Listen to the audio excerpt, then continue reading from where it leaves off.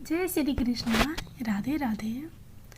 बैसाख माह में शुक्ल पक्ष में पड़ने वाली एकादशी तिथि को मोहिनी एकादशी के नाम से जाना जाता है। ऐसा कहा जाता है कि मोहिनी एकादशी का व्रत रखने वाला व्यक्ति मोह माया के जंजाल से मुक्त हो जाता है और उसे मोक्ष की प्राप्ति होती है। माना जाता है कि इस एकादशी का व्रत करने वालों के कई जन्मों के पाप भी नष्ट हो जाते हैं। इस साल मोहिनी एकादशी का व्रत 19 मई को रखा जाएगा। इस व्रत भगवान विष्णु की विशेष पूजा अर्चना की जाती है। जब समुद्र मंथन हुआ तो अमृत प्राप्ति के बाद देवताओं और असुरों में भी इसे पाने की होड़ मच गई थी। ताकत के बल पर असुर देवताओं से अधिक बलशाली थे। देवता चाहकर भी असुरों को हरा नहीं सकते थे। सभी देवताओं की आग्रह पर भगवान विष्णु ने मोहिनी का रूप धारण कर असुरों को अपने मोह माया के जाल में फंसाकर सारा अमृत देवताओं को पिला दिया। इससे सभी देवताओं ने अमृत तत्व मिल गया। यही वजह है कि इस एकादशी को मोहिनी एकादशी कहा जाता है। मोहिनी एकादशी व्रत की कथा। इसकी कथा कुछ इस प्रकार से है। भद्रावती नगर सरस्वती नदी के किनारे बसा था, जिस पर चंद्रवंशी राजा धूतिमान राज्य करता था। उसे राज्य में कई विष्णु भक्त रहते थे, लेकिन उनमें धनपाल नाम का एक वैश्य भगवान विष्णु का परम भक्त था। वह परोपकार के कई कार्य करता था और लोगों की मदद करता था। उसने नगर में लोगों की सेवा के लिए पानी का प्रबंध किया था। राहगीरों के लिए कई पेड़ लगाए थे। उसके 5 बेटे थे, जिनका नाम सुमना,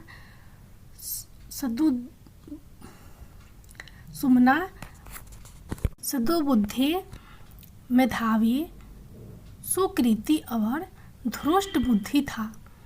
इनमें से धृष्ट बुद्धि पापी, अनाचारी, अधर्मी था। वह पाप कर्मों में लगा रहता था। धनपाल उससे बहुत परेशान था और एक दिन तंग आकर धनपाल ने धृष्ट बुद्धि को घर से निकाल दिया।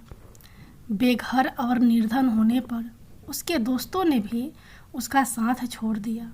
उसके पास कुछ भी खाने पीने को नहीं था, तो वह चोरी करके अपना गुजारा करने लगा।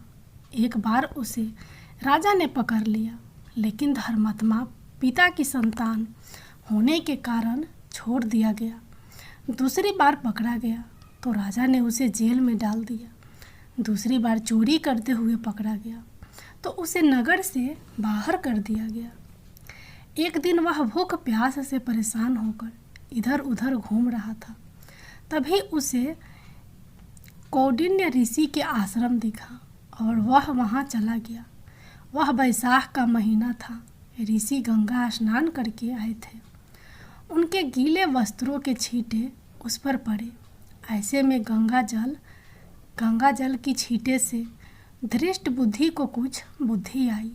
उसने ऋषि कौंडिन्य को प्रणाम किया और कहने लगा कि उसके बहुत पाप कर्म किए हैं, इससे मुक्ति का मार्ग बताए। ऋषि कौंडिन्य को धृष्ट बुद्धि पर दया आ गई। उन्होंने कहा कि बैसाख शुक्ल पक्ष एकादशी को मोहिनी एकादशी का व्रत करो, इससे तुम्हारा उद्धार होगा। इस व्रत को विधि पूर्वक करने से समस्त पाप नष्ट हो जाएंगे और तुम पुण्य के भागी बनोगे। उन्होंने मोहिनी एकादशी व्रत की पूरी विधि बताई। मोहिनी एकादशी के दिन उसने ऋषि के बताए अनुसार विधि विधान से व्रत किया और विष्णु पूजन किया। व्रत के पुण्य प्रभाव से वह पाप रहित हो गया। जीवन के अंत में वह गरुड़ पर सवार होकर विष्णु धाम चला गया। जय विष्णु भगवान। अब आप लोग सुनिए एकादशी देवी की कथा। मूर नाम का एक दैत्य था।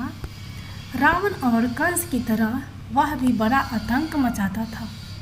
स्वर्ग में देवों सहित सभी को पीड़ा देता था। सब लोग उससे रक्षा मांगकर श्रीमन नारायण के शरण में गए। भगवान ने कहा, मैं उसे संभालता हूँ, चिंता मत करो।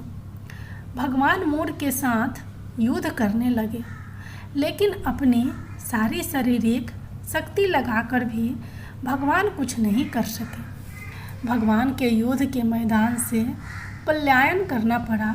वे हिमालय की एक गुफा में छिप गए। मूर भी उनका पीछा करते हुए वहां पहुंच गया।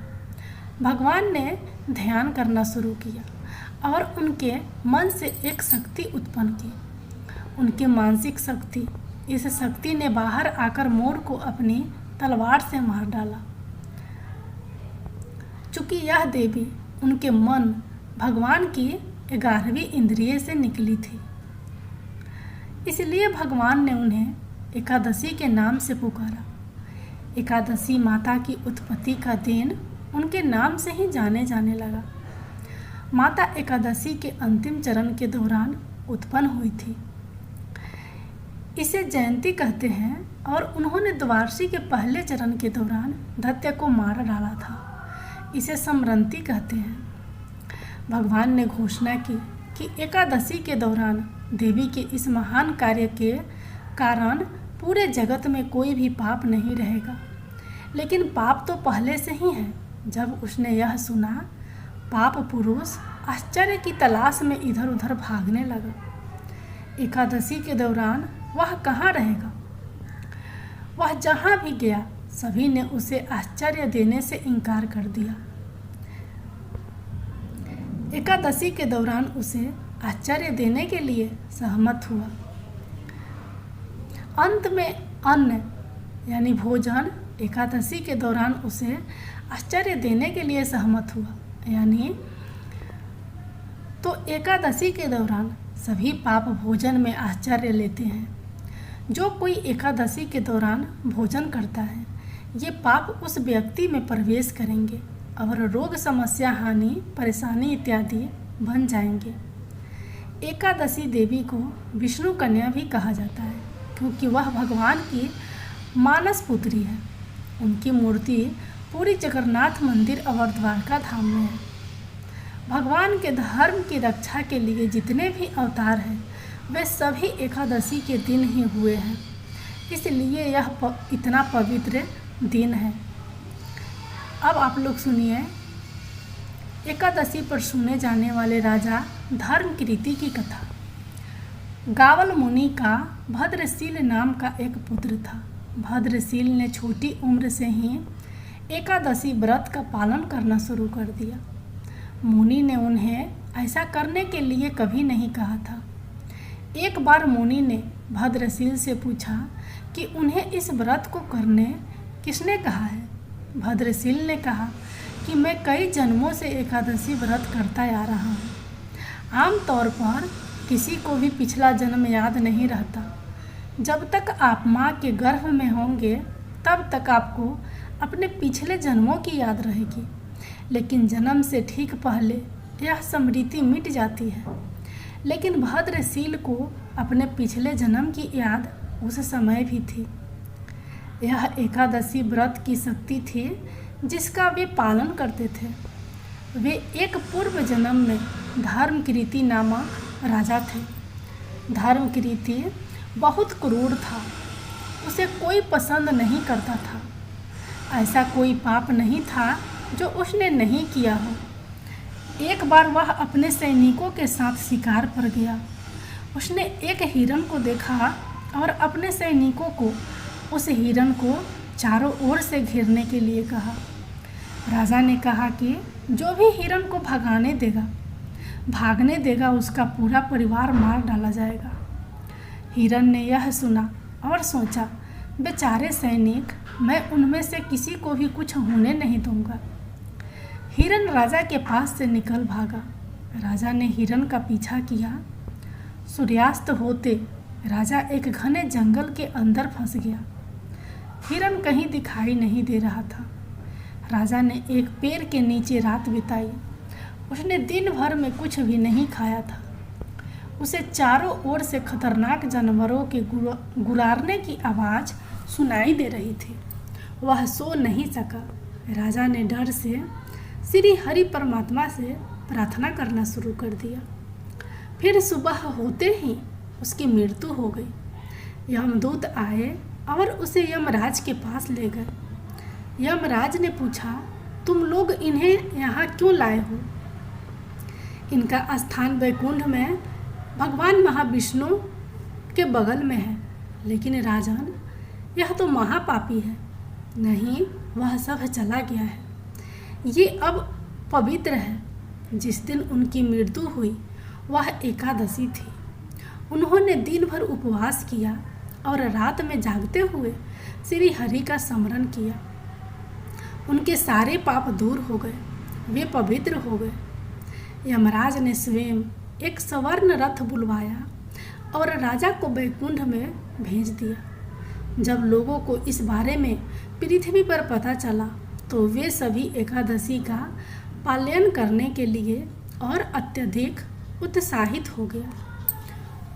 एकादशी माता की जय।